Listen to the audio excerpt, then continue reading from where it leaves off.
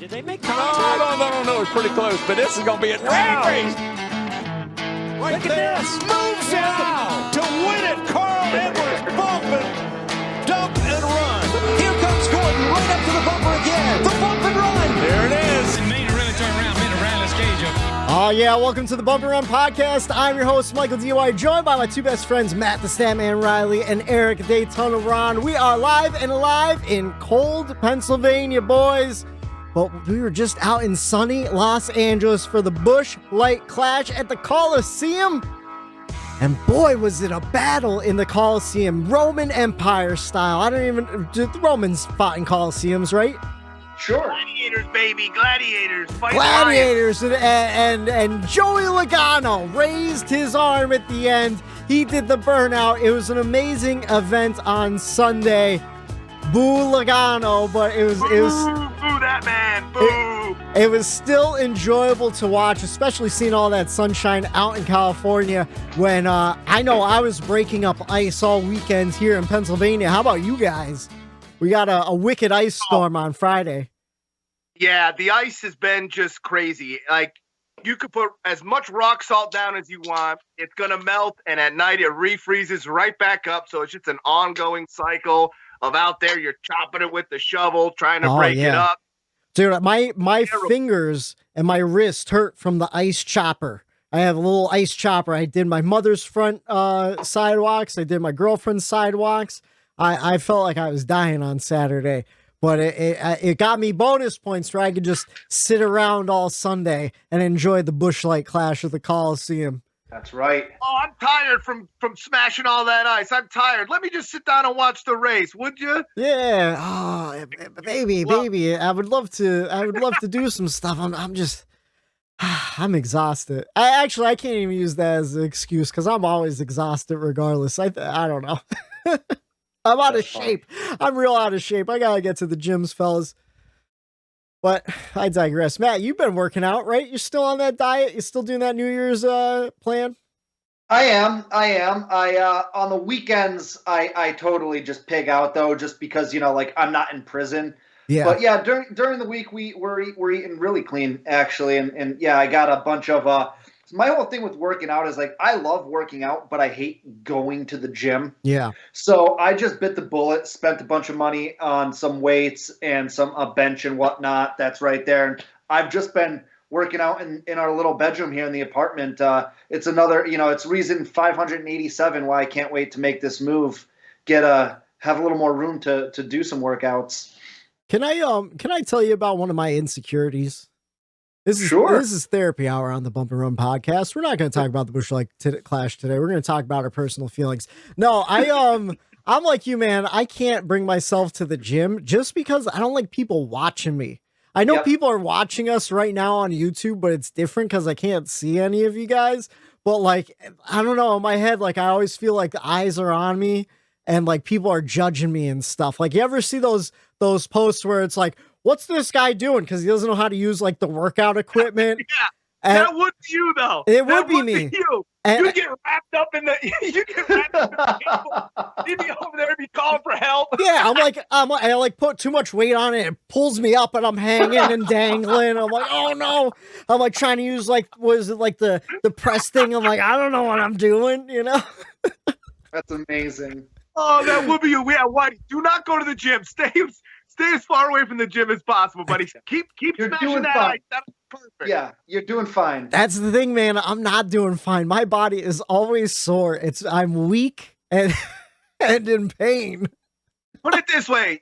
If you're sore, how do you think the bodies of those cars on Sunday feel right now? Because they were doing some beating and banging. They took a beating and a banging. I tell you what, we'll talk about that when we talk about our thoughts on the next gen car.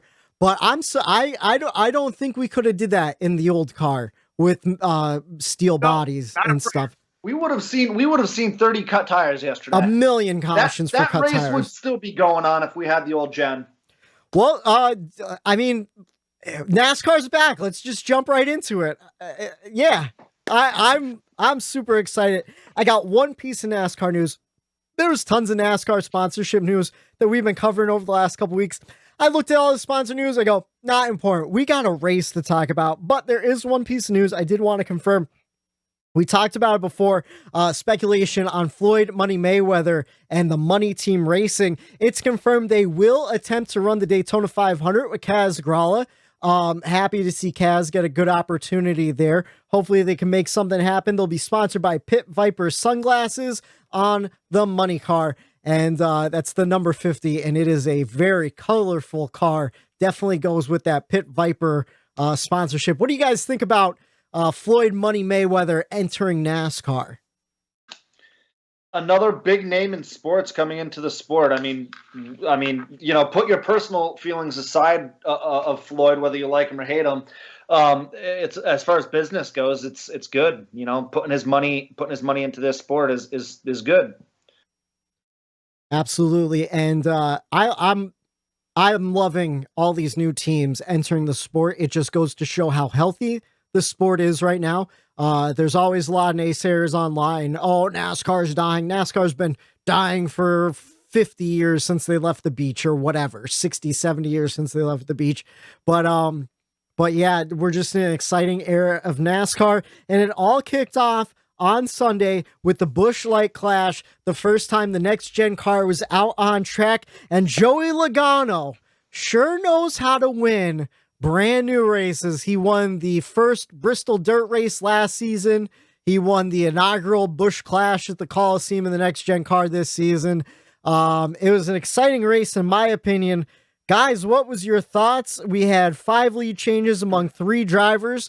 Kyle Busch, Joey Logano, and my guy Tyler Reddick led a couple laps up front there for a while before some issues. We had 5 caution flags. Your top 5, Joey Logano, Kyle Busch, Austin Dillon, number 3, Erik Jones, Daytona Ron's boy, Erik Jones at number 4, and Kyle Larson in the 5 car finishing 5. So a very, I'm not going to say like a very diverse top 5, but just a top 5 that I feel like we wouldn't have expected from the old car. What'd you guys think about the Clash and some of the people that made it in and didn't make it in? I think we just get right into our race grade, right? Yeah, let's go for it. Let's talk about it. So that's the thing. Like, it's been so long since we had racing, and it was such a big event that for like hours and hours, there was tons of stuff to talk about. I don't even know where to start right now. So now let's just jump right into your race grade. Yeah. I gave it an A+ as an event, as a race, as a spectacle, whatever you want to call it. It was entertaining as hell from the beginning to the very end. And I loved it. Ben Kennedy and NASCAR took a swing and could have very easily missed on this one. Yeah. And they didn't. They hit a grand slam home run to win the World Series, in my mind. It was phenomenal. Like I said, it was a spectacle. From the track to the brand new cars to the crowd that eventually gathered into that Coliseum. The only thing I really didn't like was I kept seeing little bits and pieces of the USC symbol all over the place. Hey, nothing wrong with that. As a Notre Dame fan, I can't morally agree with seeing that all the time. But no, I'm kidding. It was fantastic. An A+ weekend. I think they need to do this again, whether it's there or somewhere else. It was awesome. It was awesome. A+ for me. How about you, Erik? What was your race grade? I'd have to agree with Matt. A+. First race that we're seeing this next gen car. They go back to what NASCAR is about, their roots, which is short track racing. Yeah. They knew that they were going to get, I've seen numbers anywhere from 50 to 70% new fans. And they showed those fans why we love this sport, why certain people got into the sport, and that's short track racing. And you saw it with those heat races. They really set the tone for what the main was going to be. I just thought overall, a new track, a new car, to be that competitive, it just shows that, these drivers are top tier and deserve to be there.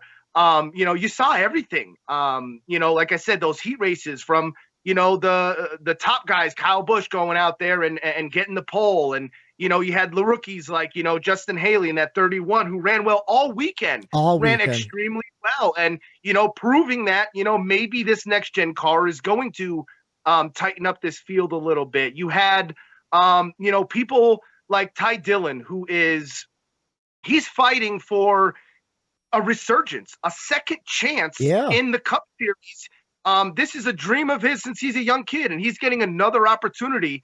And he went out there. It didn't all work out for him. No, but man, did he put on a show.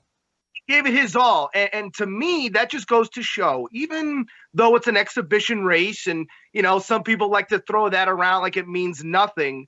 To certain drivers, maybe it does mean nothing. But you see to these rookies and to Dillon, these exhibition races, they mean a lot. They meant a lot. I don't think anyone went into that race not thinking it mattered, because maybe Martin Truex Jr. I'll talk about that in a little bit. But I feel like everybody was just on it, no matter what position you were in. They were fighting to get into that main event, Right. So all day, you had action, entertainment all day. The racing was spectacular. You had drama. And then, the break in between, I thought it was awesome. You had Pitbull perform, who has a team in the sport and is very involved. Then you had Ice Cube, who was phenomenal. We all were in that era, that age group where that's nostalgia to us. We grew up with that, and I was bumping along to it. And I just thought, the message that NASCAR put out this past weekend to be as diverse as they could be, and to move with where this world is heading to, and showing everybody, hey, we care about that. And Ice Cube even said it. Hey, we're all one. And, I love that NASCAR, our sport, is doing their job to unite and bring everybody together through one of the most entertaining races I've ever seen. Yeah. Yeah. And they did it in the purest form, short track racing, one of the favorite things that I heard all weekend, Mike Joyce said it a whole bunch of times. You could see this type of racing all across the country every Friday and Saturday night at your local short track. So I don't care where you are in the country, you saw the Clash, and if you liked it, you could find some local venue to either go to and race yourself if you have the money to do so, or just go out and watch and enjoy the racing product that your local short track puts on. And I think that's one of the most important things to have the sport continue in the future is to grow it from that grassroots level for all fans, Right. It was a hit for me, starting the season off, A+.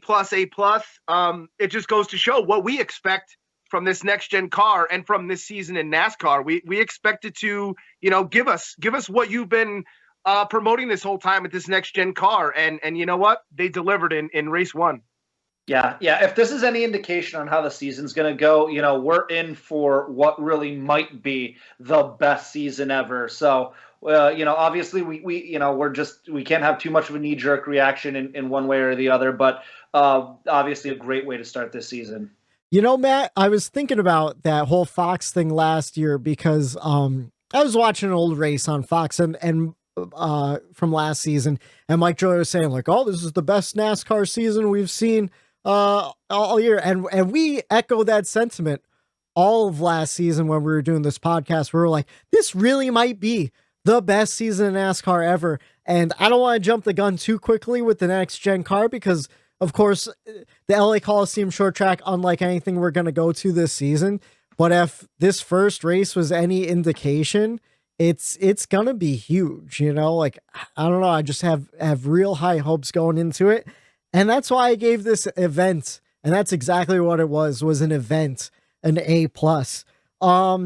The races, I would give a range for anywhere from an A to a B+, because here's the thing. We saw 7 different races yesterday. We saw, 4 qualifying heat races and then 2 last chance qualifiers and an A main. We saw a whole lot of different short track racing yesterday. And I don't know how you could compare to that, I kind of felt bad for the fans in attendance that didn't get there for the heat races, because looking online, a lot of people were kind of talking trash on the attendance. Boy, did it fill up for the main event at 6:00. I think the numbers out of LA are being reported at 60,000 people were there. I don't know what the attendance for the Coliseum capacity wise is. I know the first 20 rows or so were being covered for safety reasons. Then there was a huge section for the crew members and spotters and stuff like that. But to me, 60,000 people in the Coliseum, that sounds really good, you know, for the Clash especially. I went back today. I Googled the 1993 Clash Dale Earnhardt was in, you know, the good old days when the Clash meant something, supposedly, and the stands weren't packed to the brim. There was a whole lot of empty seats, even in the 90s when NASCAR was on the upswing. So to see, you know, 60,000 people show up for an exhibition race in Los Angeles, 70% of those people might have been new fans. Like, I think that's a home run all day long. Coliseum holds 78,000. So yeah. And then a whole section was blocked off for the spotters and industry people. And then Whitey, like you said, the first 10 or 15 rows around the track were blocked off for safety reasons. Yeah. So that sounds pretty much like all the available seats that were sold were filled. It's almost a sellout in my eyes, you know. You know what else I noticed? I don't know if this is true or not. This is just something that I had seen while watching the race. It looked to me like every picture that one of those people on Twitter or social media complaining about the attendance, the picture that they showed was very the sunny selective side of the corner where it's in LA. It was probably hot. No one wanted to sit there. Yeah, when the cars were going around and the shaded side was packed. No one wanted to be in the sun midday in LA. You know what I mean? So yeah, keep snapping a picture of the sunny corner where everyone doesn't want to sit. You know what I mean? It just there are people that are nitpicking little things just to cause a little stir on the interwebs. But yeah, I give all the races between an A and a B plus. I didn't see anything too terrible. Yeah, there was some follow. The third heat was a little calmer than most expected, I think. Yeah. Oh boy, that's where, you know, Dillon, he really made his presence felt. Yeah. And I'll be talking about it. Yeah, it almost feels like I'm going to remember this day in this Clash as the day Dillon got back in a cup car. You know what I mean? Yeah. Oh, yeah. And like he made a lot of enemies out there. We'll see how it plays out for the rest of the season. It was awesome. It was great to watch. This day, for so many reasons, or yesterday, I guess, for so many reasons, was such a victory for NASCAR. It went so good, you know, with very minor hiccups along the way. Yeah. You know how, NASCAR has some very, very dark days in its history. The day, unfortunately, that we lost Dale Sr. is probably the darkest day in NASCAR history. Yeah. We can almost look at yesterday and say the total opposite, where this might have been one of the best days. Like a great bright spot. Most positive days. A water line, you know, where, hey, listen, this is where you can set a mark of this is where NASCAR really took a different turn. And I'm really, really, really excited about the path that NASCAR is about to go on here. I mean, just hearing people talk about the Clash the next day and how epic it was, I guess. I don't remember this kind of talk after the Clash in recent years. I mean, last year we had a pretty cool finish at the Clash with was it Chase Elliott and Ryan Blaney taking each other out, Kyle Busch sneaking out for the win at the Clash. That was a cool ending, but I don't remember people talking about it like it was like this amazing thing. The year before that, Erik Jones won in pretty incredible fashion. His car was destroyed.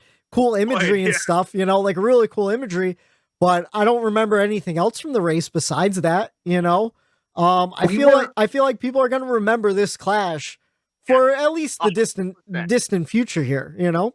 We weren't there. We didn't have boots on the ground. But one thing I kept seeing, and I talked to you guys about this yesterday, one thing I kept seeing on Twitter from people, industry insiders who were actually there in LA yesterday, was they kept saying the same thing, was there's a buzz in the air. There's an atmosphere it was like a vibe. They've never felt, a vibe, a great vibe like they've never felt at a racetrack before. That's amazing. Think about all these first-time fans that came to this show yesterday. Yeah. And they've got these positive, fun, energy vibes. They're going to want to go to it. They're going to want to check it out when NASCAR comes rolling around at Auto Club in a couple of weeks. Yeah. Or they're going to want to go out to Phoenix or Vegas. They're going to want to check it out again. And that's what we wanted. That's what NASCAR as an industry wanted out of this thing, was to make new fans. And I think they definitely will get that. And that's the importance of it. I read so many stories on Twitter, especially since I didn't even realize, I guess the Pro Bowl was going on yesterday. I haven't watched. I love football as much as the next guy. I haven't watched the Pro Bowl in 15 years. Yeah. NASCAR outshined the NFL tenfold. It was not even comparable. If anyone decided to watch the Pro Bowl over what NASCAR put on, they are clinically insane, because the Pro Bowl is trash. It's not even a football game. It's like it's like a celebrity, it's a popularity contest, and they go around and hey, how you doing? What NASCAR put on, if that is considered their Pro Bowl all-star race thing, it blew the NFL's out of the water. And that's everything I read online, like on Reddit and Twitter. It was always like a NASCAR fan and their football loving family, and like the family like turning on the Pro Bowl going, this sucks. What about that NASCAR thing? Turning on the Clash and being super impressed, super happy with what they watched. And it's great PR for the Daytona 500 coming up. Great PR, like Matt said, for Fontana Auto Club, just 50 miles away from LA, coming up in a couple months, like that's what we need to grow this. Weeks even. Is it a couple weeks? At the end of the month. They're going to be out in Fontana at the end of the month. Yeah. I wasn't sure with what the West Coast swing was nowadays with the schedule change and everything. Also, apparently, supposedly, before COVID, we were going to Fontana one last time. They're going to tear down the 2-miler and build a short track. It's still being talked about. I don't know. The problem is now things are a little up in the air with the way just everything's going right now. Understandably. But if they build a short track up there and there's a fan base that's already been to a short track NASCAR race in LA, I'm pretty sure more people are going to show up to it than they would for regular Auto Club, because they're like, oh no, I liked what I saw there. I liked the beating and banging. And that's the thing people have been begging for years now. They've been begging to go back to North Wilkesboro and Rockingham. They want the beating and the banging. Well, we gave it to you in a stadium. And if you weren't happy with that, then you'll never be happy with NASCAR. That is as good as we're going to get. You know what I mean? Do you guys agree with that? Yeah, I absolutely agree with that. Yeah. I don't know how you could walk away. Again, and I've said it before on this podcast, and I'll say it right now.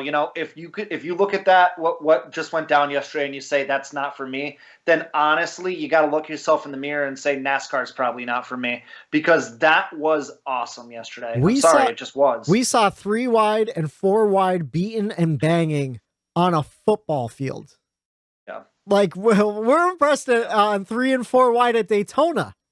And we were that was my big concern going into it, was like, man, this track seems small. I don't know if it's going to work out. And thankfully it did, and I think it was a home run. Got to give credit to Ben Kennedy. Apparently, he was really the mind behind this. And I don't know if do you guys know much about Ben Kennedy? Yeah. Actually, shout out to my boys out in Jersey, Lance and all those boys out there. Yeah.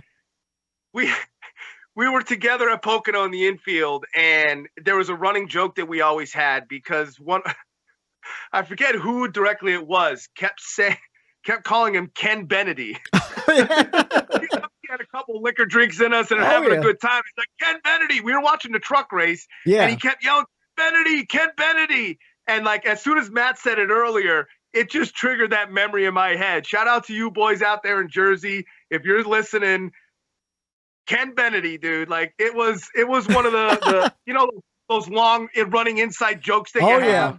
So when Matt said that, it triggered that memory. So that's as far as I know about Ben Kennedy is that little tidbit from a Pocono infield party. Well, Ken Kennedy, he's the son of Lisa France Kennedy, so a France family. But I didn't realize he's only around 30 years old. You know, so if this is the vision that a young person is having in the sport for the growth of the sport, like this is giving me high hopes for the future of NASCAR. You know, because we got back to our roots in a modern way. You know, they used to race cars in Soldier Field in Chicago, you know, like short track racing, but we did it in a modern way where we could bring mass appeal. You know, like we had Blake Shelton in the booth. We had the celebrity presence of Los Angeles. The Super Bowl is going to be there next week. You know, like you just had that vibe. And a lot of people were complaining, like, why are we catering to this audience? Well, social media influencers have just that influence. And if their fans see them at a NASCAR race, then their fans are going to tune in and maybe they'll enjoy it. And getting new eyes that are going to enjoy the sport is nothing but a great thing. And yeah, I don't know. I loved it. I thought it was an A+ event and the racing was great to boot. You guys want to jump into the checkers and the wreckers? Sure. All right, Erik, let's start with your checkers and wreckers. All right, so the checkers, race 1. I have to do it. I'm gonna go with my boy Erik Jones. I know it's a homer. It's a nothing wrong with that. It's underhand toss right to me here, but it's for a little different reasons than just coming P4. Those heat races, you had to be top 4 to advance into the main, or else you went to the last chance qualifier. Yeah. And new car, next gen. You never knew what any of these drivers were going to do or be capable of doing. And a new team, Right. So to see Erik go out there and, be aggressive and not take any shit from anybody and put him in position to win, I really enjoyed that because he tends to be more on the, mild, timid side where he's like, I'm not going to do anything. I'll let him go. And I'm waiting for him to really not be a Ricky Stenhouse aggressive, but like the Ricky of last year aggressive. Yeah. You know what I mean?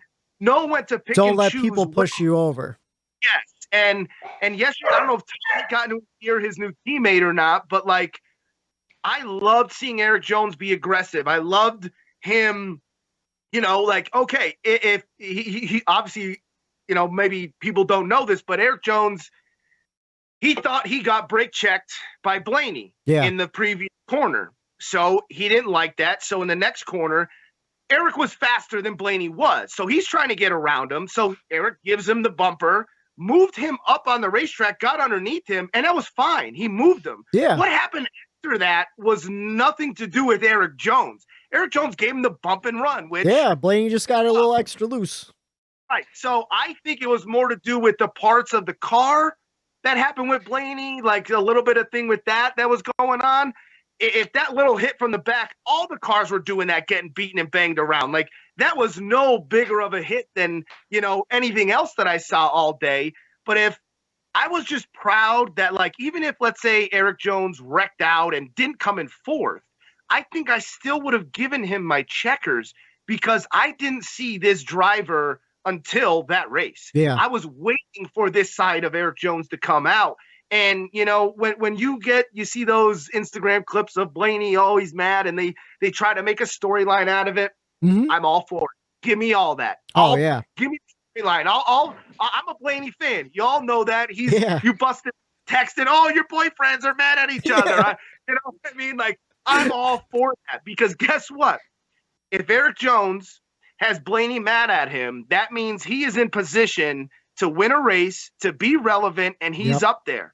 You know what I mean? So previously, if he's getting into it with a Landon Castle who's running, 34th, different story. So I'm proud of him, who he is, the assertiveness. Hey, this is almost a revitalized situation for Erik as much as it is for Ty. Yeah. You know what I mean? Both those guys are young, and I think, much as I hate to say it, that aggressiveness, that mentality, I think they need it. They just have to hone it like Ricky did and don't become Penske where it's just, hey, this is what it is. I'm racing oh, this is my second chance. I only have this opportunity. Yeah. That's going to run the wrong way. If you do that every so often here and there, it will gain fans rather than say that guy's a dirty, aggressive driver. So usually don't see that at Erik Jones. I like that. I like the aggressiveness. And I obviously loved his finish in this next-gen car and the way he drove with a P4. I can't complain. So, yes, it's a homer, but I had to go Erik Jones for my checkers. I don't blame you on that one. And, absolutely. And I agree. Drama creates excitement, you know? We had a Hans device thrown. I mean, come on. That's awesome. He's relevant. He was there, you know? So I'll take that as a win. And you want to know what? Like, I said it earlier, it's hard to judge the next gen car and how it's going to be on tracks going forward. But watching this race, watching Erik Jones' performance and the GMS Petty team so far, what they're doing as a brand new team, really, it would give me hopes as a fan for Martinsville.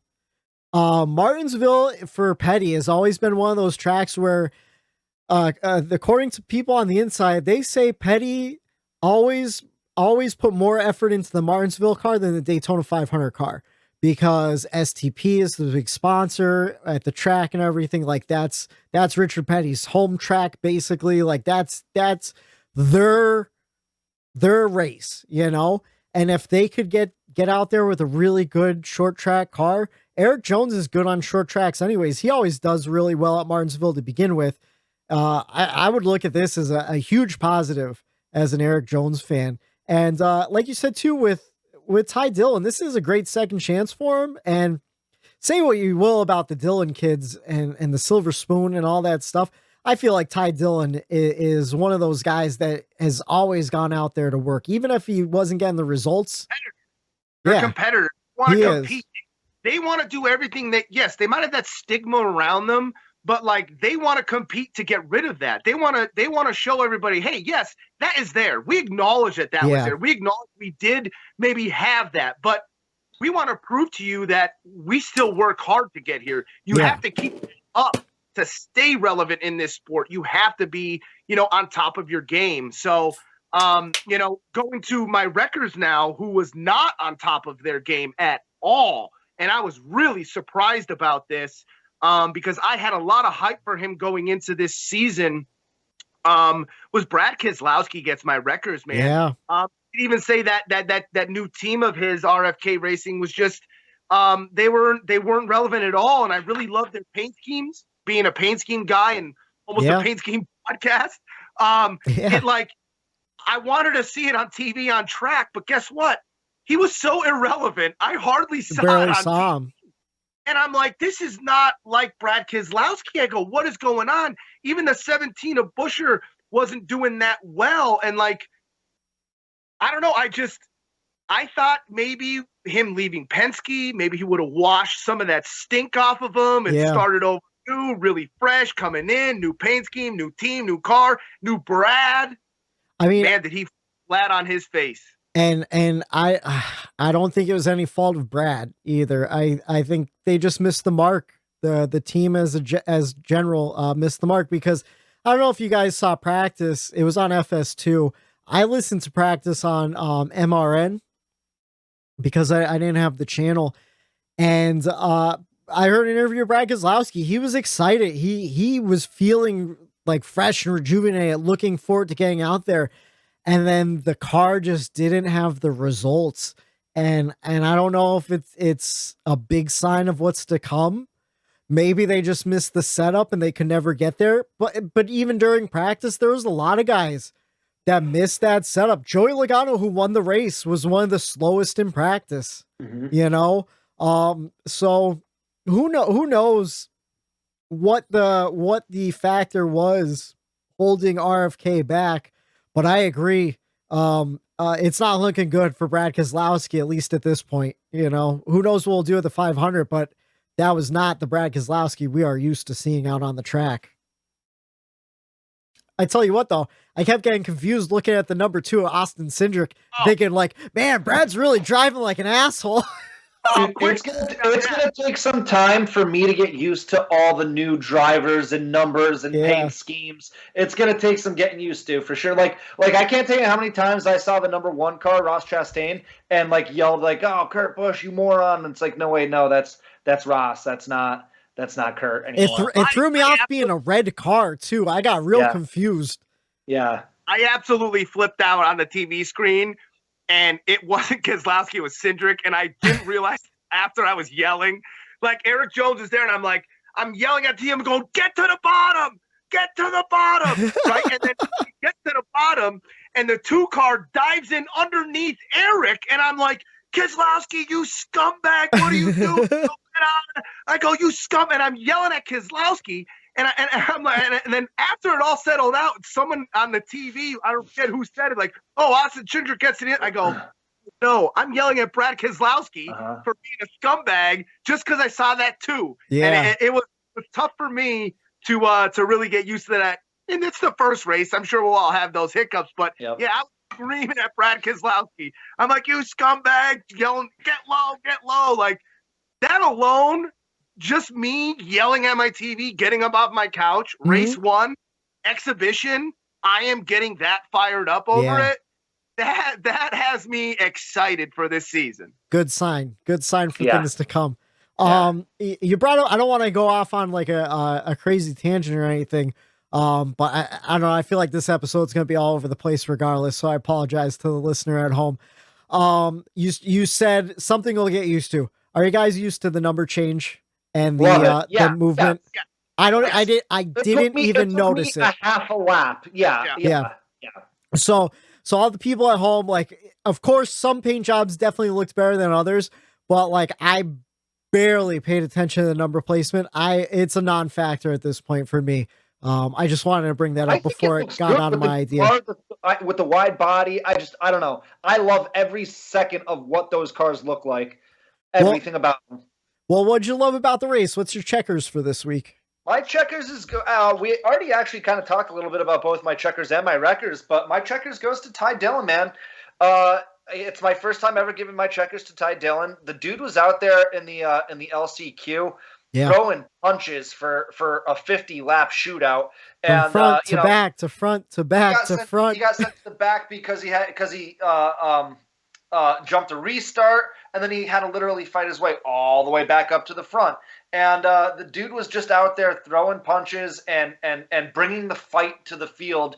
And you got to love to see that, especially on a short track. I mean, that's what short track racing is, and then he went and won it. Now, yes, he did get, disqualified for jumping the restart a second time, but he took a fight to the rest of the field. And we mentioned this is his second chance at a cup opportunity, and what usually guys only usually get 2 real shots at a cup opportunity.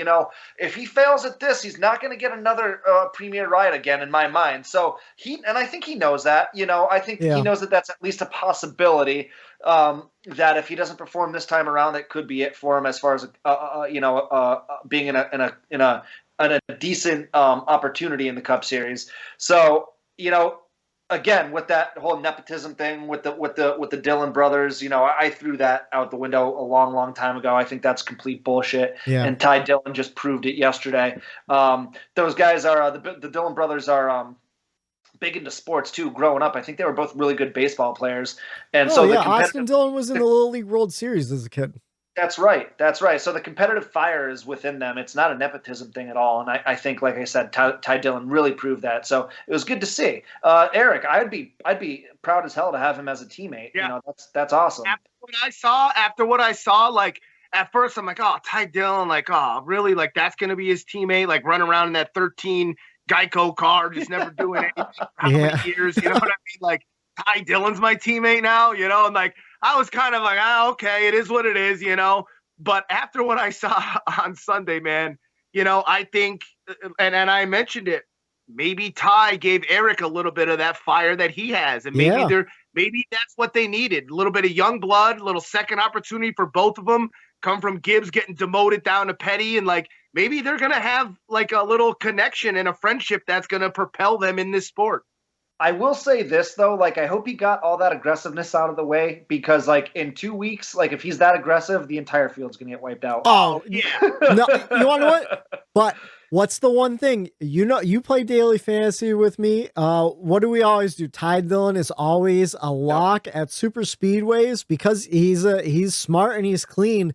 And Erik, I would be happy with him as my teammate at Daytona too, because now you know they're gonna work together for sure. Erik Jones is great at Daytona, so like I'm looking forward to 2 weeks. We just bought our tickets today too, Matt. I'm pumped. Awesome. I'm super excited. Awesome.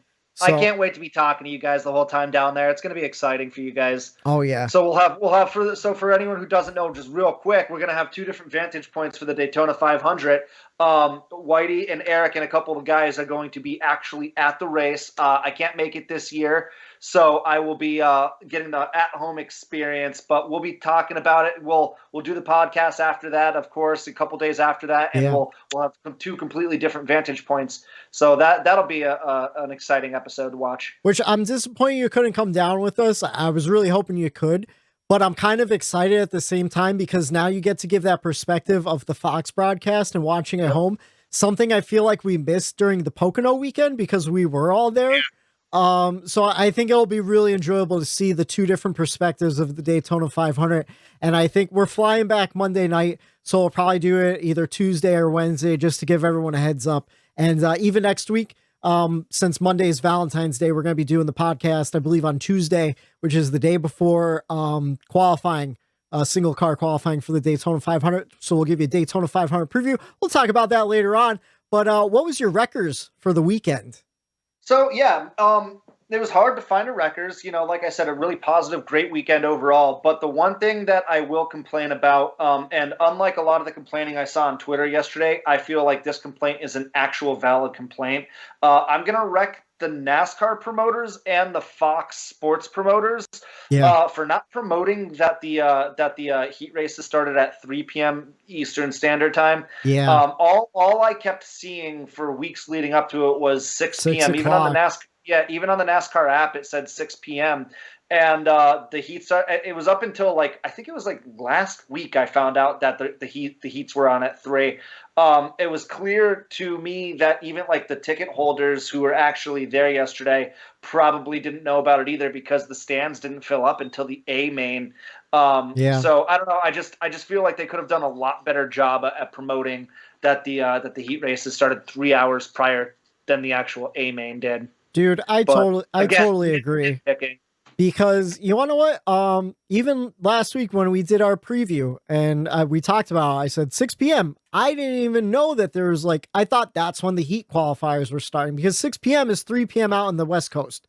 So I just assumed we're gonna do late night on Sunday, And then I couldn't find the times that the heat races even started on NASCAR.com. I had to Google it and I found a week schedule, the week-long TV schedule where it's Tuesday's Race Hub at 6 p.m. on FS1. And I had to go and figure out when the times were for everything. And I'm a tapped-in NASCAR fan. Obviously, we're doing a podcast, so we're in it. So for the casual person, I bet you a lot of people missed those qualifying races, which were super exciting. And it showed in the attendance early on. I felt bad for anyone who missed it because you really didn't get your money's worth. You paid for those heat races, and if you didn't get to see them, you kind of missed out. I mean, we had 7 races, and if you only show up for the A main, you got a 150 lapper, which was exciting and fun, but it was only half the show, Right. So I totally agree with you on that one. Let's see, my checkers and records for the week. Much like Erik, kind of goes to a driver and a new team. We talked a little bit about it already. Justin Haley, man, in college racing, super impressed from the beginning, listening to practice, watching the lap times and stuff. He was always up there, in the top 5, top 10 during all of his practice sessions, qualified really well in the top 5, and then was running in the top 5 for most of the race. Did a great job in his qualifying heat race and stuff like that. I just super impressed by a younger rookie coming in and a brand new team, giving me high hopes. Kind of sucks. Felt bad he got taken out by Kyle Larson. kind of a dirty move, in my opinion, by Kyle Larson. I don't know how you guys felt about that one, but he apologized on the radio. I think he said, "Yo, that Did was he? my bad." Did he? Because he didn't realize the 24 got pushed into him. the 31 and pushed it into him. And once that got relayed to Larson, I think he's like, "Ooh, okay." Yeah, and done.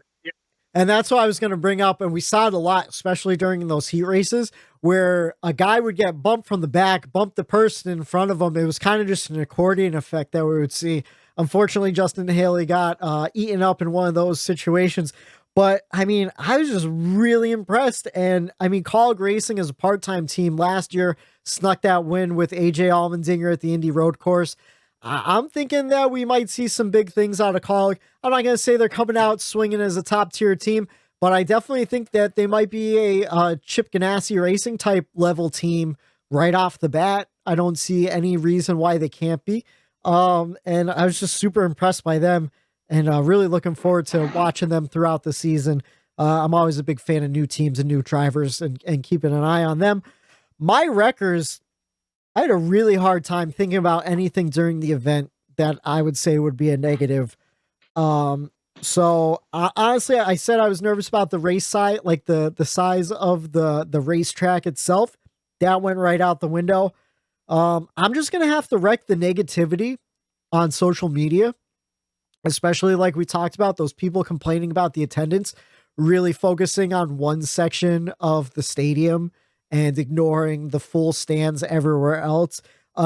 Just the people nitpicking the entertainment, which, like, I get it. You know, Pitbull's not for everybody. Ice Cube's definitely not going to be for everybody. But, like, at the same time, country music's not for everybody. Classic rock's not for everybody. I'm one of those. You gotta shake it up. You have to. You can't have the same genres over and over again. That's how you get stale entertainment. Yeah, and we see this happen at the Super Bowl every single year, no matter who the entertainment is. When it's a classic rock band like The Who, everyone who's young is like, who cares? You know? And then if it's like a year like this where we're going to have 5, if it's Maroon 5, older people are like, well, why can't the Rolling Stones come out? You know, like, well, we've done that. It's time to try something different. And NASCAR was doing something different. They're in Los Angeles. They're in Hollywood. I mean, I don't think there's a bigger LA artist than fucking Ice Cube, you know?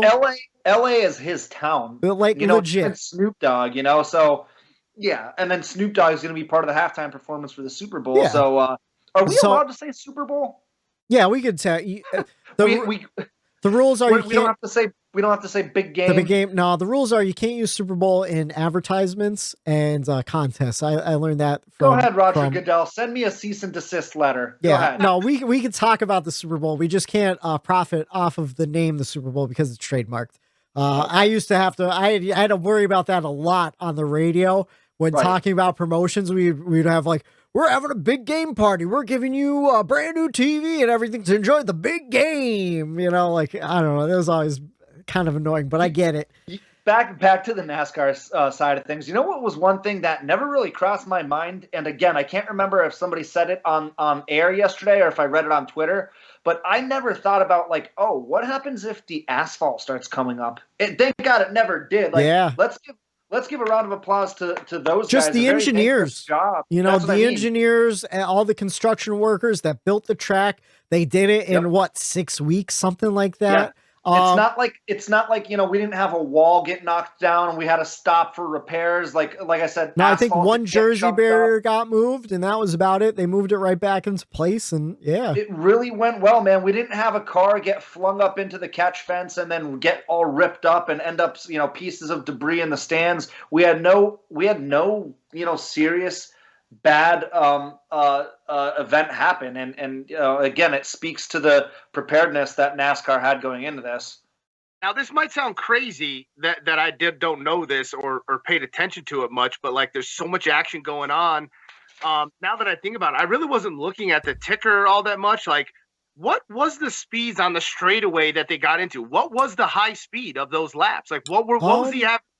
I'm not exactly sure. I know they were saying it was right around 80 or so in the straights. 90, like maybe 80, 90, something there because, like, my father brought it up at work today. Doesn't really watch the sport. Knows I'm involved. Oh, I turned it on. He goes, that was a wild race. He goes, that was so small, and they're going. He goes, how fast could they have been going? Mm-hmm. And I felt kind of like stupid at first. I'm like, you know what? That's a pretty good question. I really don't know how fast they were going. The only thing that I can find is lap averages, which were in the low 14s. 14.34 seconds was Kyle Larson's average lap. I can't find anything about speeds though, and that was in the final practice. Actually, I think they were going about 80 in the straights. That was like the projected speed that you were going to be able to get up to. Because imagine doing 80 in your car and you're just in a parking lot. Oh and you're yeah. That'd be like, that's insane, because how long was the track? It was a quarter of a mile. Quarter mile. Yep. So a quarter mile is what, 3 blocks? Imagine going down just a suburban street doing 80 and then slamming on the brakes and cutting a turn, like a U-turn, and then going 80. Like it's pretty insane, Yeah. But yeah, I mean, they never got out of second gear, which is also crazy that Chase Briscoe was shifting in the corners, like dropping down into first. Like Erik, I know you drove a manual. Matt, I think you said you never drove a manual before, did you? I've driven. I've just not very, yeah. But yeah. So you don't shift into first. You just don't shift back into first. Like, I think I did it once when I first got my car. That was a manual when I was like 18, and it throws you forward. You're like, oh my God, I'm breaking my engine, So like, I couldn't imagine doing that. But yeah, I think they did about 80. All right. That's my wreckers. Just naysayers. Get out of here. You don't like NASCAR, just get out. Yeah. That's the thing though, man. Like, that's the frustrating thing. People say like, oh, we need more short tracks. We give you a short track. Well, I didn't mean that short track. Not in that LA. I want it in North Wilkesboro where there's 14 people. Yeah, I want it at Bowman Gray Stadium. Well, good luck getting 60,000 people to go to Bowman Gray in the wintertime when you're getting ice storms that week, because that ice storm hit the whole entire eastern seaboard here. It was crazy. But I tell you what, I was surprised by some of the guys who didn't make it in. Erik Almirola got wrecked in his heat race. I thought it was funny. What was it? It wasn't Tony Stewart. I think maybe it was Kyle Busch. He was like, oh, he wrecked himself there. He had room. He wrecked himself on that one. Kurt Busch got taken out. I was upset to see that. I kind of felt bad for him in his post interview. He seemed real kind of choked up and upset about it. I don't know if you guys picked up on that one. Yeah. I felt like he felt bad for letting everyone down, but he was doing really well before that. He was holding back. He was probably really looking forward to it. To hold back. Yeah, I think so too. Ty Dillon, of course, we talked about jumping the restart twice, resulting in disqualification. Brad Keselowski, non-existent. Austin Cindric, just a bull in a china shop, kind of like Ty Dillon, but without. The thing with Austin, now, don't get me wrong, I just noticed this, and this is where I thought it might have stemmed from the Erik Jones and the Blaney thing. Yeah. There were certain people, and I didn't see Blaney do it. I didn't notice it as much as I noticed Austin Cindric. Austin Cindric was really, really, really on the brakes getting into the inside of that turn, almost coming to a complete stop. And like, Erik's behind him, like, okay, like if you're coming to a complete stop, other cars are like they want to roll that up. Center. Yeah, you know what I mean? They want to roll that center and go through. You're almost stopping and then restarting. That's how much you're slowing down. I thought Austin Cindric was a little heavy on his brakes getting into those turns, which the other cars, they weren't expecting, that car in front of them to slow down as fast and as much as Austin Cindric was slowing down. So maybe Blaney started doing that later in his run when maybe his tire pressure wasn't there and he couldn't get into the turn. He really had to slow himself down. And, Erik thought he brake checked him. But I did notice some of the cars, when they were on the inside, they were almost coming to a complete stop before launch taking off. And, maybe those are the ones that were shifting. I don't know. But I don't know. I know we did see a lot of brakes lock up and stuff. I agree. Austin Cindric was backing up those corners real hard and like really aggressive on the brake. Someone I noticed that was doing it too during practice that they were talking about was Kyle Busch, and even Kyle Busch talked about it, where he was getting on the brakes a little too hard and a little too late. He started backing up the corners a little bit easier, and that's when the faster lap times came. So who knows? Maybe it was just maybe an inexperience from the rookie. With the style of racing or something. Yeah. Plus we're in a brand new car too. You know, there's going to be a learning curve. I don't know how much of the practices that Austin Cindric was in during testing and everything. I think he was in 2 or 3 of them, but who knows? Who knows what was really going on? I don't think he was doing anything intentionally, like getting into the backs of people and stuff like that. But again, those rookie stripes are on there for a reason. You gotta be weary around those yellow stripers. Alex Bowman, surprised he didn't make it in. He got caught up in. He wasn't too happy in his post race interview either. You could tell about that. He ran a hell of a race. Bowman, he was in the middle of a boxing match that entire time. He was in the seat and behind the wheel of his race car. Man, that dude. He you're a little upset, like you said after in his race interview. Like the drivers, for the most part, you could tell they wanted to voice their opinions, but they knew it was a gimmick, entertainment. Yeah. Just let's just do this. They had the playbook, they all knew what they came there to do. And, I was actually kind of surprised at how the drivers held themselves back with their emotions. It really impressed me, actually. I tell you, we're talking about Ty Dillon a lot on this episode, more than I think ever. But he impressed me too, because he had all the right in the world to be angry over the call and being disqualified and stuff. And he's like, hey, this is a fun event, though. We're having a great time. And look at all these people and stuff like that. Still happy to be there and stuff. So it was nice to see some of those guys. But it is fun to see people get mad at short track racing, too. You see some of that drama going into the season, wondering if it'll carry over into the next race. I don't know if we'll see any retaliation at Daytona. Probably not. But you never know. Maybe at Phoenix, that's a short track. Might see a little beating and banging on some people. Maybe Erik Jones and Ryan Blaney will get into it. Maybe Austin Cindric. What's that? Blaney tweeted or had an Instagram post, and he used 2 emojis at the end of it. One, I don't know what to take out of this, but one was, he's like, oh, on to next week.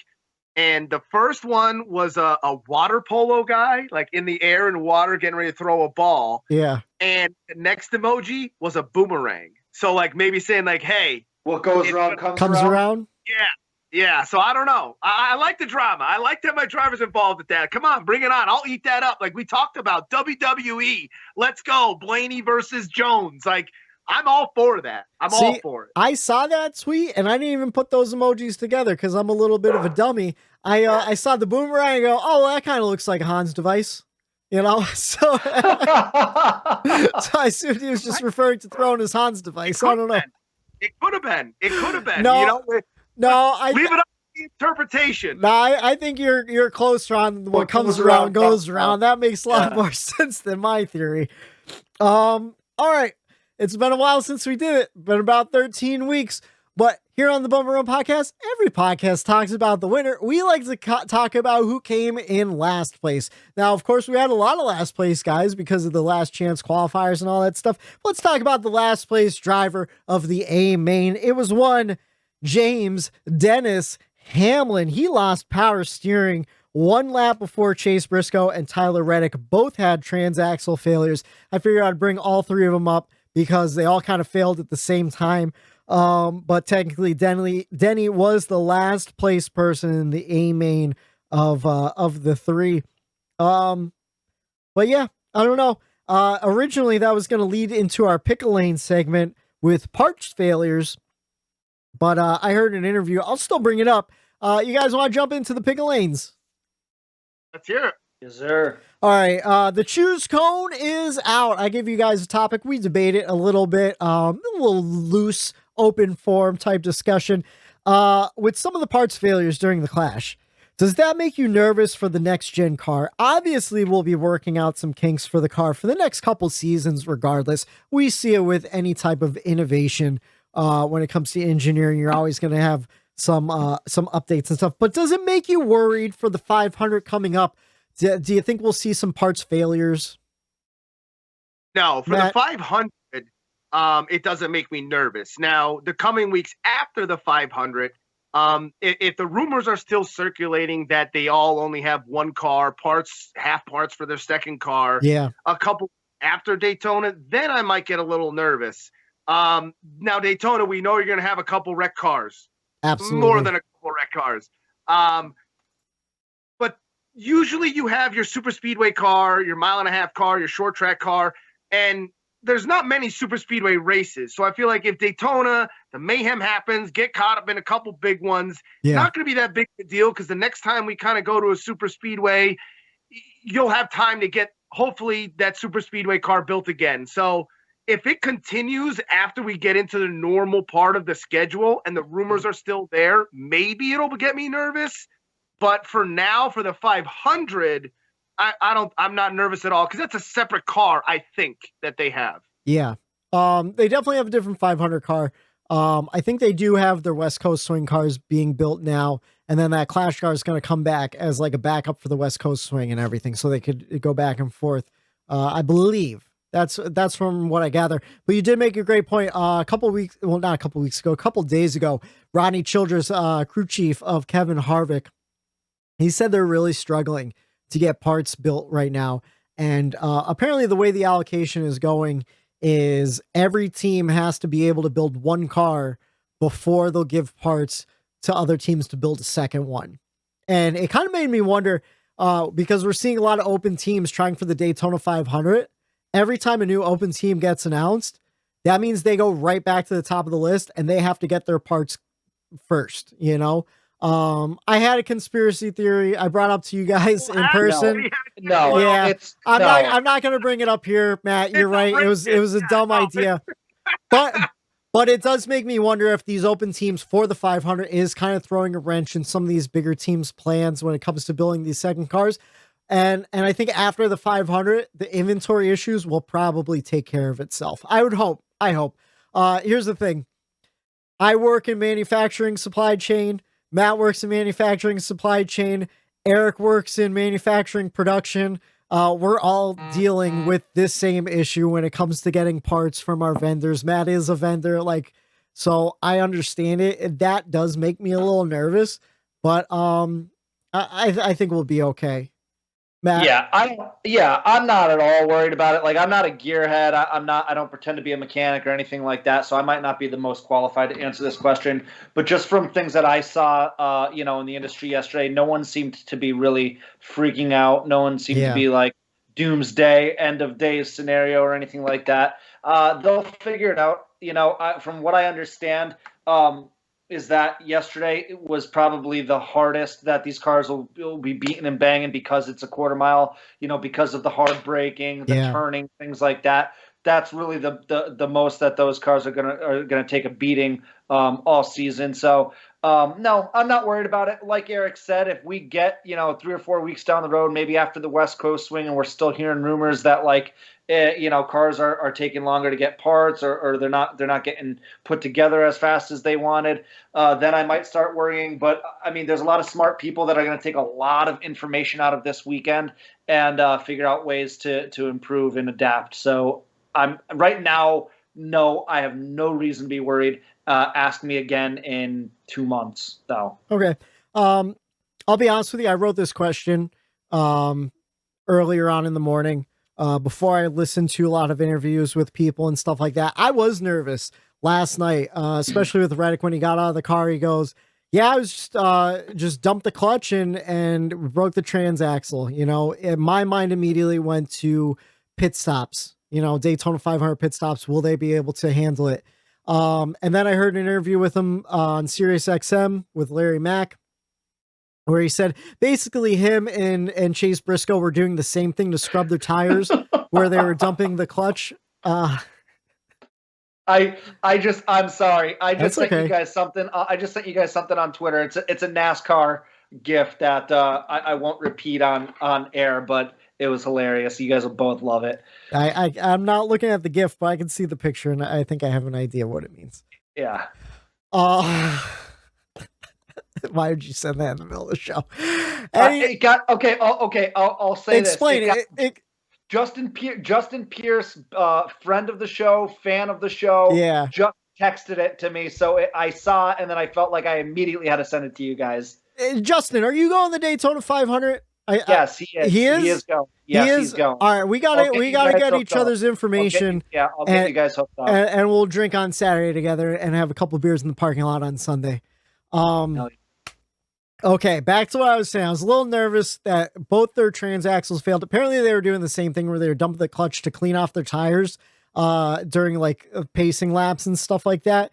It seems like they're not going to be doing that during regular races. That kind of put a lot of my nerves at ease because I was like, man, if they can't handle dumping the clutch, like how are they going to do live pit stops? Like we didn't see any pit stops at the Clash, like, is this a failure waiting to happen? But it seems like that's nothing to worry about. I am still a little worried about the parts situation and just supply chain. But again, that's a bridge we'll cross when we get there. I'm sure NASCAR will be able to handle it. I don't think they would want to postpone races, but I'm sure it is a possibility too. I think at a certain point, if they did have problem with the vendors, they would just say, "Hey, manufacture your own stuff."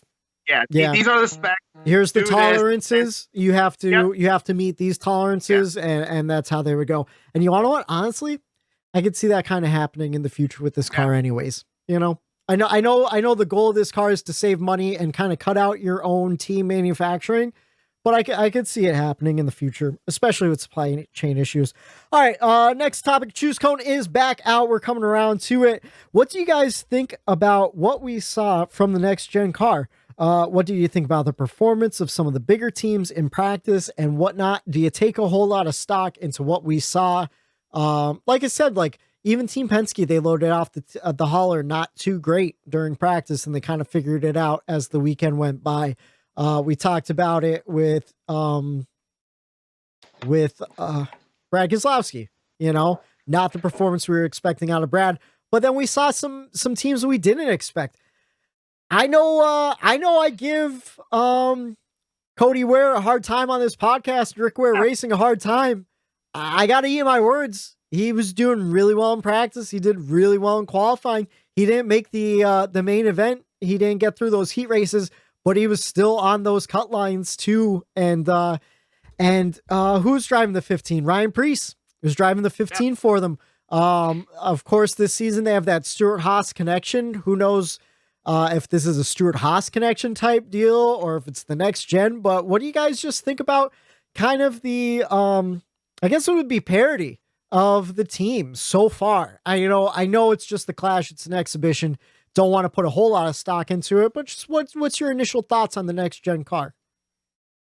So, what are my initial thoughts on the next gen car or the parity? Because with the parity, I guess both, because I feel like the next gen car might be creating some of the parity. Or do you think the next gen car is creating the parity, or do you think it's just that it's because we're brand new into it and the bigger teams haven't figured it out yet?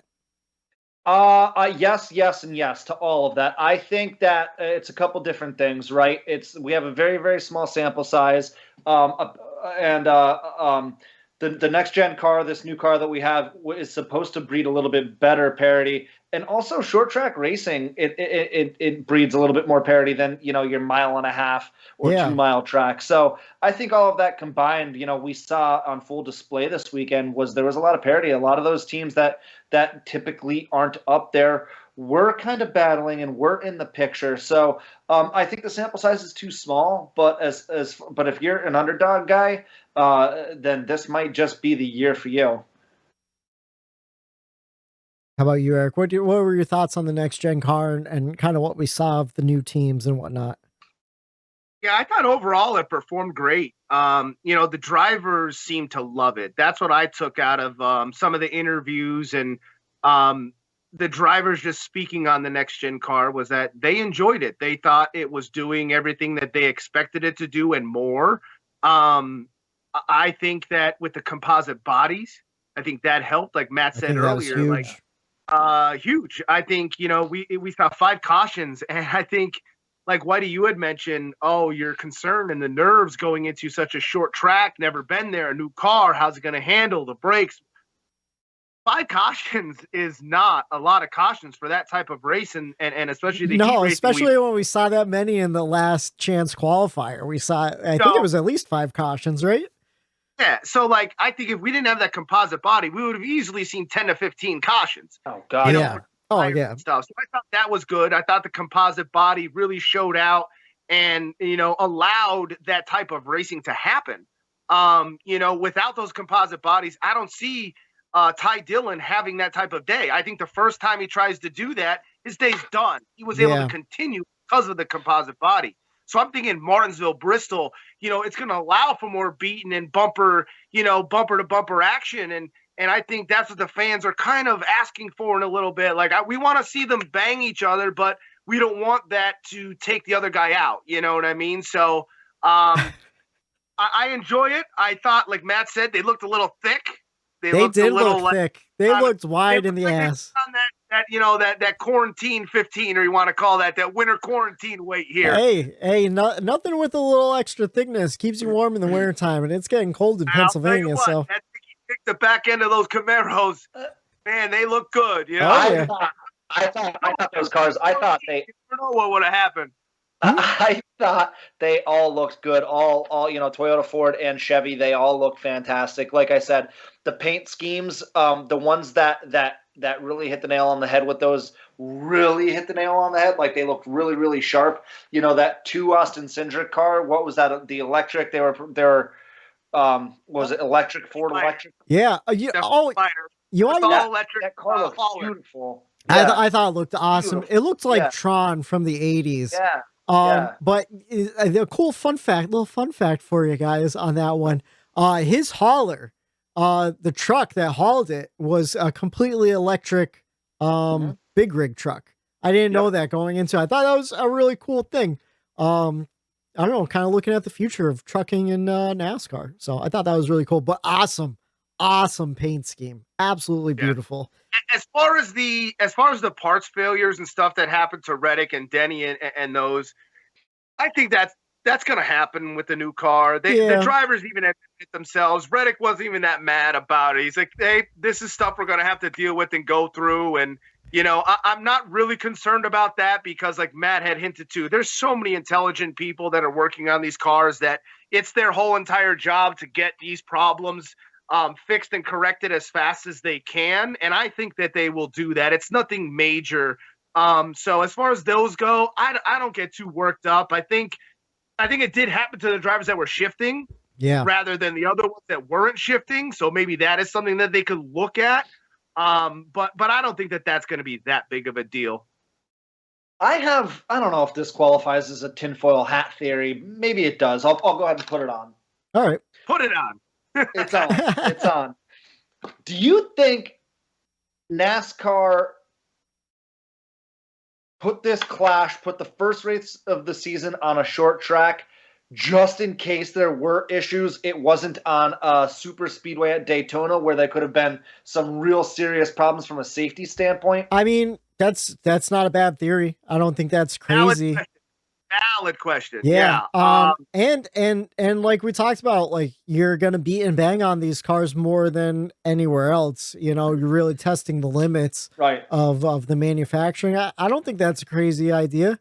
I was actually it's a way to beat and bang on the cars, test out your vendor's products, but at the same time eliminating all safety aspects of it. Lower speeds. As a way that NASCAR thought about it and going forward. I don't think tinfoil hat on that at all, man. I think that's a pretty valid question. So, not a tinfoil hat, but something I thought about while you were talking, Erik, is parts failure is something we really haven't seen a lot. Like it's rare when an engine expires or has an electrical issue. But that kind of creates some excitement during a race and some drama. Something just thinking off the top of my head, Nashville last year, we saw a lot of brake failures, saw brake rotors heating up too much and exploding. You hate to see it to your driver, but it kind of creates something exciting in the race. And is it gonna happen? Is it gonna happen to more guys? Yeah. You know, what's gonna happen? Yeah. And it's got me thinking maybe, and I don't want to see parts failures, but maybe it kind of brings some of that World 600 feel back to Charlotte for the Coke 600, where it is, you know, can the machine go the distance of 600 miles? You know, like, I'm not saying they're intentionally building these cars to fail. Obviously they don't want to, and they're going to improve things, but I wonder if that's going to bring that narrative back to the storytelling of the race. You know, does that make sense to you guys? Right, though, because Sure. I remember this is going back to when Kenseth just first went over to JGR 2013-ish.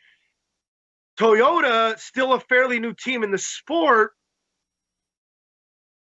had engine issues. Yeah. And I would always get nervous. You see Kyle Busch with an engine issue. Oh shit, Mark Truex Jr. goes down with an engine issue. And I'm like, yeah, is Kenseth like, it gave you that like heart palpitation of like, two teammates went down with an engine issue. You know, you got the same engine in your car. Is the same thing going to happen? Like you said, Whitey, that adds a little extra during the race of like, come on, I hope his engine doesn't blow. Yeah. I hope his engine doesn't blow, you know? So like, it could go to that, but like, I think the setups on the cars matter too. Oh, so yeah, like, I think so. Have the setup could determine if the brake or the engine goes. But yeah, that was nerve wracking back in the day. Like when Toyota was having their engine issues where they were blowing quite often back in 2013, 2014. I felt that pain at every road course this season because it felt like clockwork that Daniel Suarez would blow a transmission on the road courses. And I knew they got their stuff from RCR. And I'm like, oh no, are the RCR gangs transmissions going to blow too?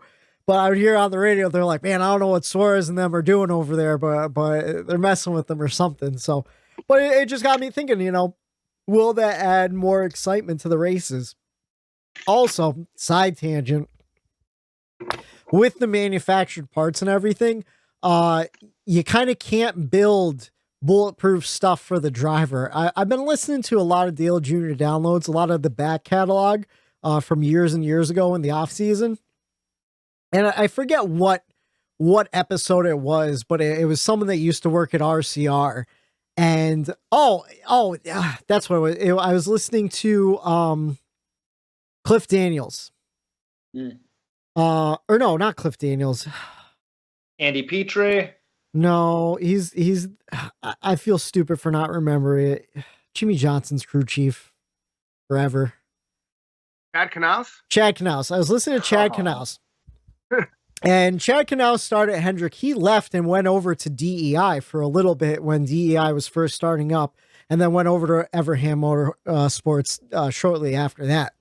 But he told a story about walking through the RCR shop and the build and like extra thick bolts and everything on Dale Earnhardt's cars. Like they made them heavy duty because he would go out and just abuse the shit out of them, you know? And Chad Knaus, being the brilliant crew chief engineer mind he has, he's like, how are they creating speed out of these basically like lumps of metal? And whoever he was talking to goes, he's fast, isn't he? You know, so it's kind of like that driver talent, you know, where I wonder if some of these guys are a little harder on equipment, and Tyler Reddick's one of them, whether we'll see guys have to adapt their driving style to some of these parts where maybe they're not manufactured as bulletproof as some drivers need, you know? Yeah, 100%, Whitey. I agree with you, because when Kenseth came over, he basically gave that intel to Kyle Busch and kind of set Kyle down a couple times, being his teammate there, and was like, Kyle, like your talent is there. You're beating the shit out of your cars. Like you're using up your stuff. Like if you have a 5th place car, bring it home 5th. Like, you know what I mean? Don't try to get anything more out of it and finish 22nd. Yeah. You know what I mean? Like Kyle had a hard time with that too. And I think Tyler is mimicking Kyle Busch in a way, as far as the talent's there. He's being too aggressive because he wants that win. Aggressive. He's got to learn how to tone that down a bit. And, you know, I think once Kyle was able to tone that down and take care of his cars a little bit more, you saw the consistency of Kyle Busch come around. It's like we've been saying with Ricky Stenhouse Jr. last season, you know, how many times did Ricky Stenhouse Jr. put himself over his head trying to get more out of the car than what was there? And then he went to, I'm not going to say a backmarker team, but just a lower funded resource team, had to take care of his equipment. And I feel like it's done the world for his career, even though he's not getting finishes that he once was. Like, it's the consistency, you know, it's bringing those cars home. So I think it'll be interesting, especially with the new car, especially knowing that, hey, we might not have the parts. So you got to make sure you bring this one home because, we got to reuse everything. You know, we're throwing a new body on it and that's about it. We're bending some parts back into place and we're sending it back out to the next track. So I think that'll be exciting.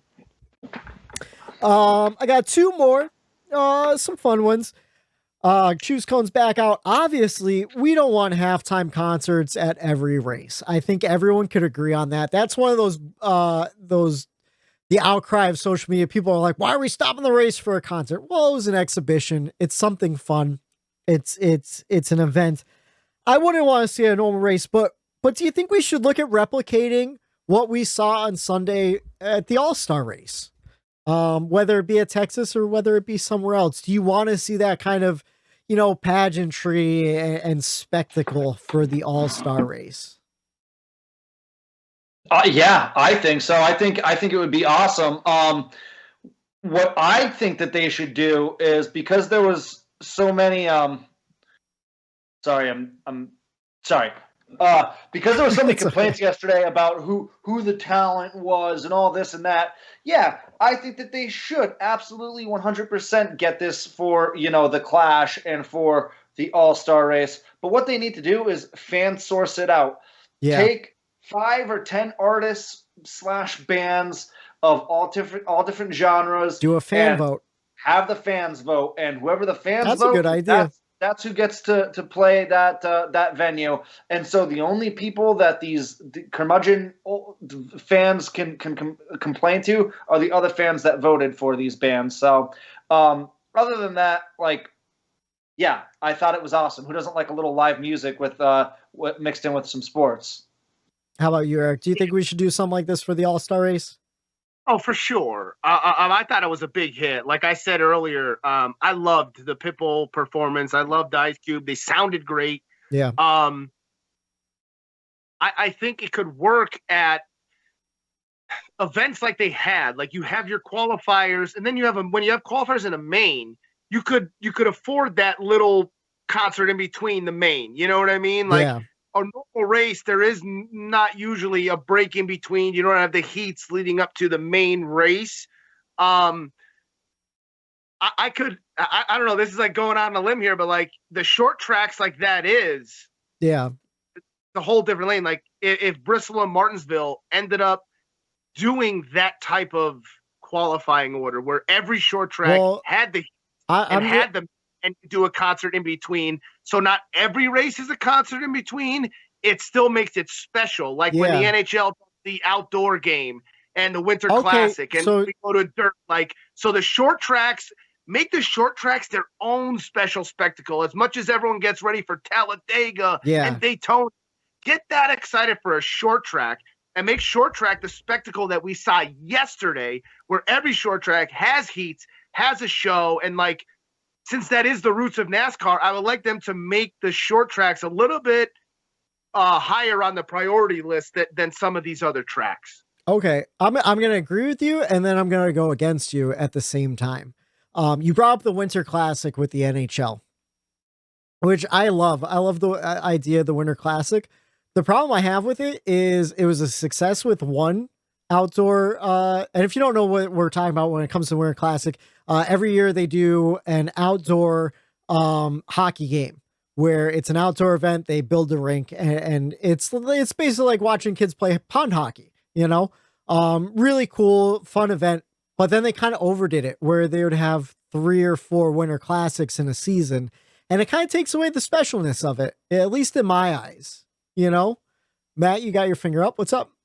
I agree and disagree with that. So I agree in the aspect of yes, they oversaturated it because I don't like it's not appointment television for me anymore. Yeah. But on the other side of that, I was at one of those, and being there live is something that I don't even know how to put into words. It was again just similar to this past weekend. It was an event. It was a spectacle. Yeah. So it's the old watching it live versus on TV debate. Exactly. So here's where I was going to agree and disagree. So like you brought up the Winter Classic, which I love. I love the idea. It creates a fun experience, but then they kind of oversaturate it, So I wouldn't want to do all the short tracks like that. I would want to keep Martinsville and regular Bristol alone. But we already do have a race with a different qualifying format, and that's Bristol Dirt, where we do have those heat qualifiers, even the truck race, where you do have some of that downtime. They water the track. They don't do live pit stops.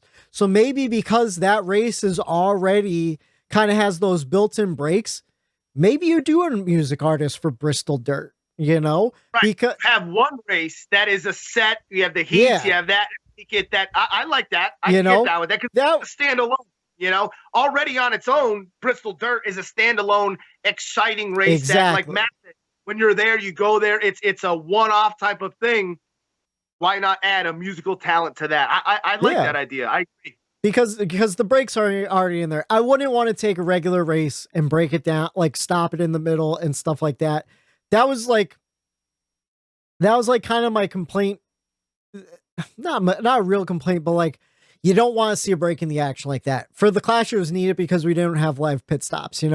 For the Bristol Dirt race, it's gonna be needed because you have to tend to the track and all that stuff. You have to put water down and all that. From a fan perspective. Get up, go to the bathroom, stuff like that. Get some more nachos and cheese. You get a hot dog. You refill your cooler up. You get some ice. You come back. Yeah. And like you have that aspect in it too. But you have stage breaks. Yeah. Yeah.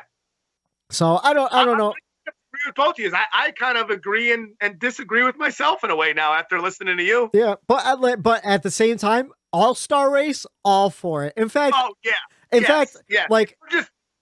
we're talking all-star and Clash, all day. Yeah. Look at Sammy Hagar bringing them to green last year. Awesome. That was awesome. It was awesome. It was the coolest thing I've seen in Texas yet. And there's that classic artist, like classic rock artist that you could get behind too. So like, I like what Matt said, like put a fan vote. Maybe find a Texas artist. Maybe if you're doing an all-star race in Nashville, you find a country artist to choose from. You represent the area you're in, Right. Just like yesterday. Exactly. Just like yesterday. And you want to know what? Let Pitbull perform wherever he wants. He's putting money into a NASCAR team. If he wants Mr. Worldwide. He's Mr. Worldwide. He's welcome wherever you put him, But yeah, and then that kind of leads me into the last pick, Elaine. Whenever an event is successful, the first thing is people say, we need to do it, insert location here. Whether they're already talking like, oh, we need to do this overseas. We need to do it here or whatever. Do you think that we'll see a rotating Clash location? Do you think we'll go back to the LA Coliseum? And do you think we'll ever go back to Daytona for the Clash after this? So yeah, I think that they're going to rotate it for sure. And here's what I have to say. I got to thinking when I read this rundown, you sent it over, Whitey. Yeah. And, kind of take what I'm about to say with a little grain of salt. I'm having fun, but it's also not out of the realm of possibility after what we just saw this past weekend. There are enough historical venues in this country that that we can replicate this, right? Yeah. So stay with me. It doesn't even have to just be a stadium, right? We've just proven, or NASCAR just proved, that they could build a makeshift track, a temporary track. So why not do it at historical landmarks? Picture a quarter-mile track with the Liberty Bell, Niagara Falls in the background. Yeah. or whatever, Mount Rushmore in the background or something, or at the edge of the Grand Canyon from a safe distance or whatever you might have it. I think the possibilities are endless. You can take the show on the road. You can go to Canada. You can go to Mexico. You can go to Japan or to the United Kingdom. I think the possibilities are endless, and I would really like to see them do this again for sure. I know someone on Twitter brought up like a baseball field. I don't know what baseball field you would choose. All baseball fields are different sizes. I would assume you'd want to go to the biggest one, but that could give you some neat like track layouts. Maybe around the outside of the baseball stadium too. It doesn't have to be inside. Like I said, the possibilities are endless. Yeah. But yeah, I don't know. I saw that Twitter thread as well. I think it's the same one. I'm assuming it would be where people were. They took the inside, the length and the width of the Coliseum, and everyone's like, "Oh, you could take this anywhere you want," and you can't, because most stadiums, they're different widths and different lengths. The length of the Coliseum makes it possible to do it. Yeah. So it showed like the width and the length of some of these other stadiums. They had Seattle Seahawks, which is a big stadium. Dallas is a big stadium.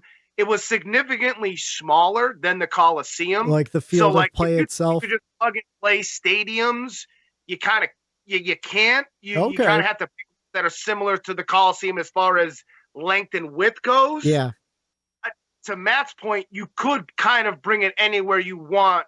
And to your point, Whitey, it's the layout. You don't necessarily have to have that same layout. You might have like a miniature tricky triangle or like a. That's what I had in my mind, to be honest with you, was like a baseball field with a triangle track in it, like a short triangle track. Right. So I don't know.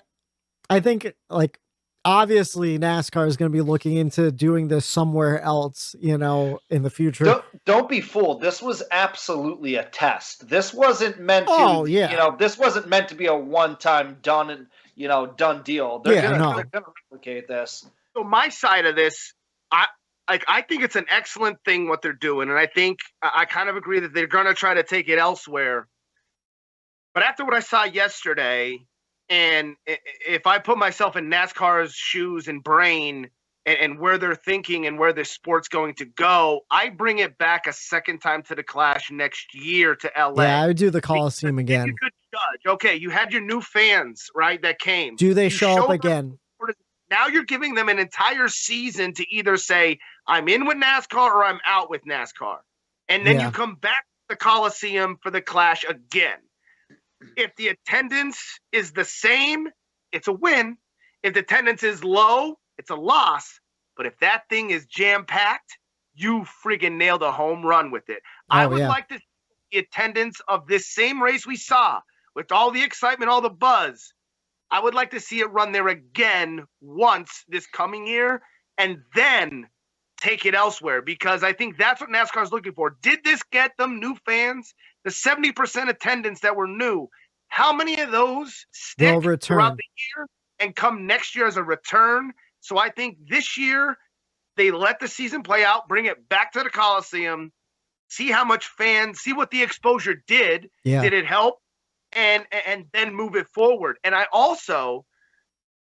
thought about the Super Bowl moves from year to year. I think it's in LA again next year, though, isn't it? No. There's always a week in between.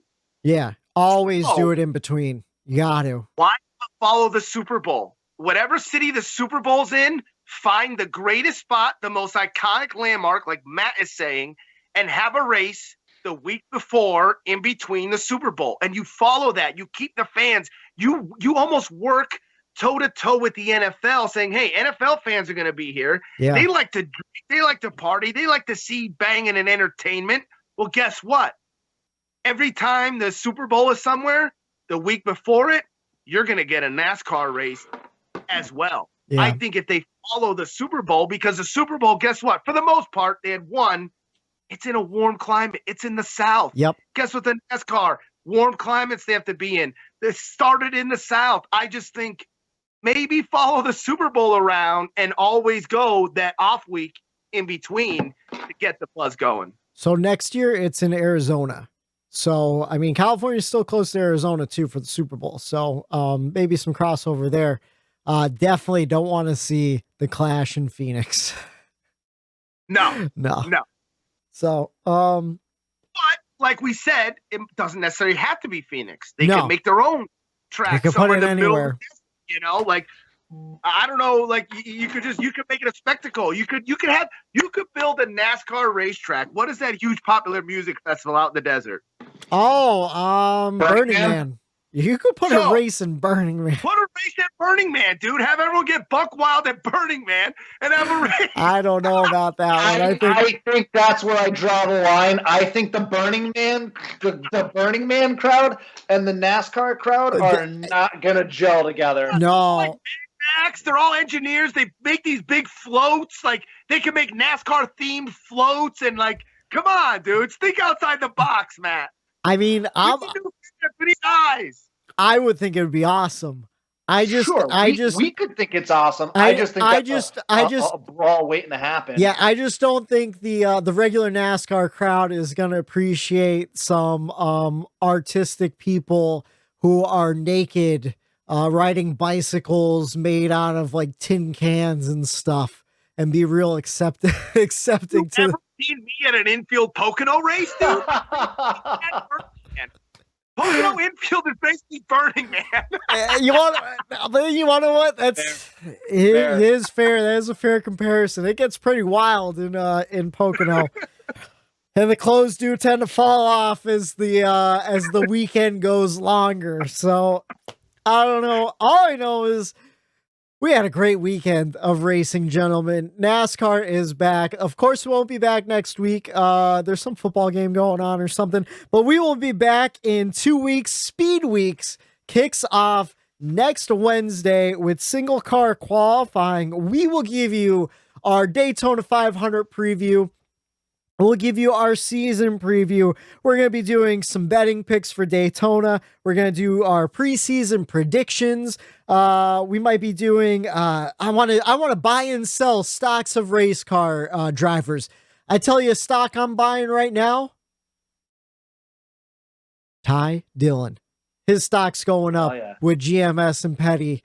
Austin Cindric. I was high on that stock. I'm selling before the preseason. We'll go through it before the Daytona 500. We'll give you a nice preview show. Since next Monday is Valentine's Day, we'll do it Tuesday. We're going to be a little late, but we'll get it in before single car qualifying.